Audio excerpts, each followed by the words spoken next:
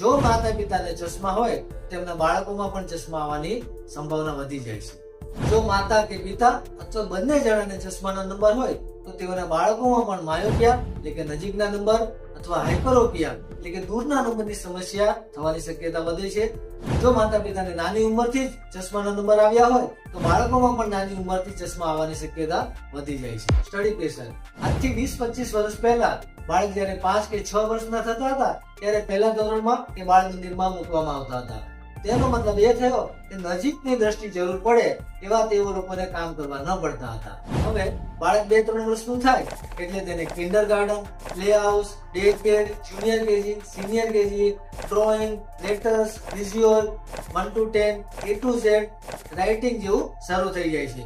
મતલબ કે બાળકોને નાની ઉંમરથી જ વધારે વાંચવા માટે મજબૂર કરવામાં આવે છે. બાળકોમાં શિક્ષણ હવે વધારે સ્પર્ધાત્મક બની ગયું છે. નાની ઉંમરે વાંચન કરવું, થોડા મોટા થાય એટલે વાંચન, લેખન, મોબાઈલ, ટેબ્લેટ અને વિડીયો ગેમ શરૂ થઈ જાય છે. આ રીતે ખૂબ જ નજીકથી અને સતત વાંચન કરવાથી કે સ્ક્રીન ટાઈમથી આંખોના મસલ પર તણાવ વધે છે અને માયોપિયાની તકલીફ શરૂ થઈ જાય છે.